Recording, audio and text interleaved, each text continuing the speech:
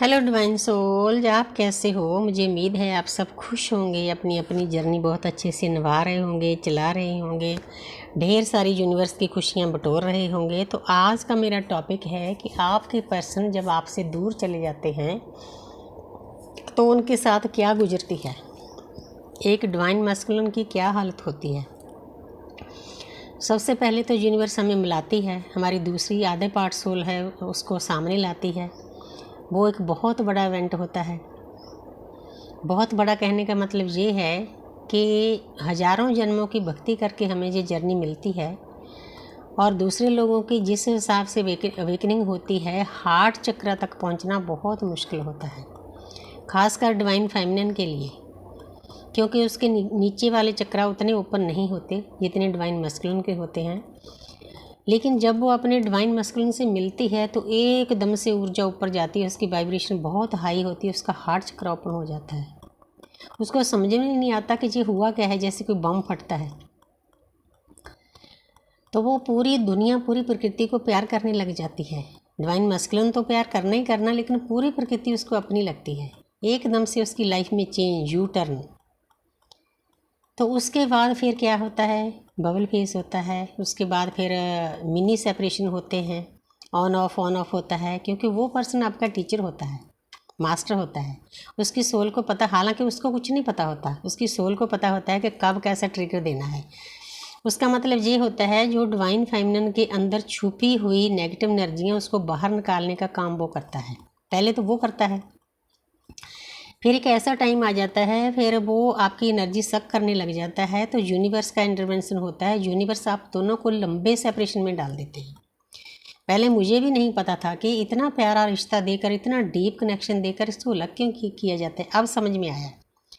वो इंसान आपको प्रोग्रेस नहीं करने देता। वो उसने आप तो कुछ करना नहीं होता, ना कोई साधना करनी होती है, ना मेडिटेशन करनी होती है, ना चक्र बैलेंस करनी होती है। बस आपसे आता है, एनर्जी लेता है, भाग जाता है। यूनिवर्स को ये मंजूर नहीं क्योंकि हमारी दृश्य शक्तियाँ, हमारे परमपिता परमात्मा, हमारी यूनिवर्स को हमारी पल पल की खबर होती है।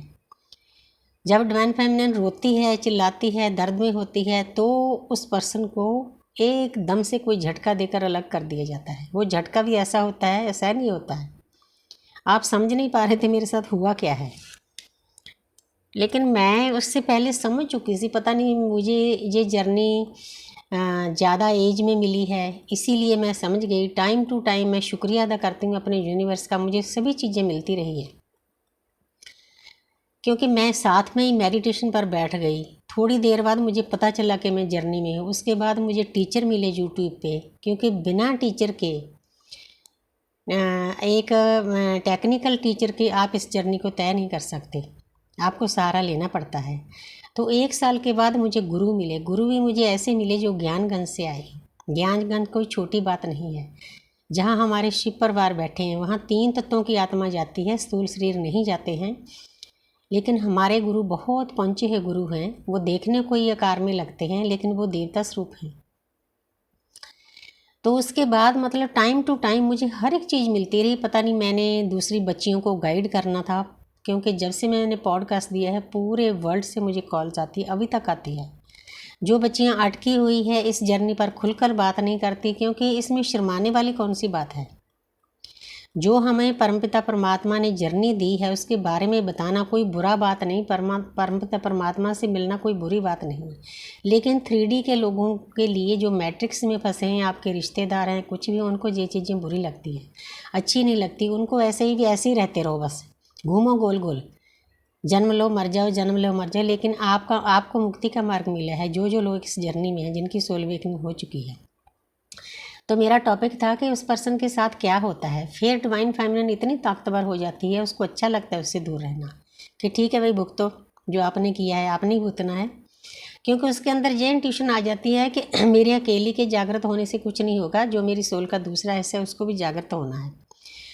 जब हम भक्ति का लेवल काफ़ी हाई लेवल पर चले जाएंगे परमपिता परमात्मा में, फिर हमारी सोल मर्ज होती है। उसके बाद फिर हमारी सोल मर्ज होती है, तब जाके हम स्वर्ग जैसी फीलिंग करते हैं। तो हमारा एक सोल पर्पज होता है बहुत हाई लेवल का। किसी ने तो बुक लिखनी होती है, किसी ने NGO खोलना होता है, तो किसी ने लोगों की सेवा करनी होती है, प्रकृति की हक, क्योंकि हर एक का सोल पर्पज अलग अलग है। लेकिन बहुत हाई लेवल का कुछ ना कुछ करके जाना होता है ताकि बाद में लोग उनको याद करें, क्योंकि उनके अंदर एक एंजल की आत्मा होती है, दैवी स्वरूप होती है डिवाइन फेमिनिन, और डिवाइन मस्कुलिन के अंदर भी एक देवता की ऊर्जा होती है। हमें खुद नहीं पता होता कि कौन से देवता हैं, क्योंकि ये जो दुनिया है ये एक भूल भुलैया है। तो उसके बाद आपके पर्सन का जो आपके साथ होता था ना, रोना धोना, उदास रहना, कहीं मन ना लगना, कोई अच्छा ना लगना, काम में मन ना लगना, पूरी पूरी रात जागना।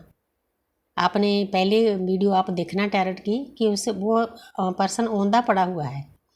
जिन लोगों के कारण वो पर्सन आपको छोड़कर गया था ना, वही लोग उसको दर्द देते हैं। यूनिवर्स का एक तरीका है, लेकिन उसके बाद भी फिर वो भी ज़रूरी है उसके लिए, क्योंकि उसकी सोल अवेकनिंग होनी बहुत ज़रूरी है। दुनियादारी की चीज़ों से ऊपर है ये रिश्ता, कोई नीडीनेस नहीं।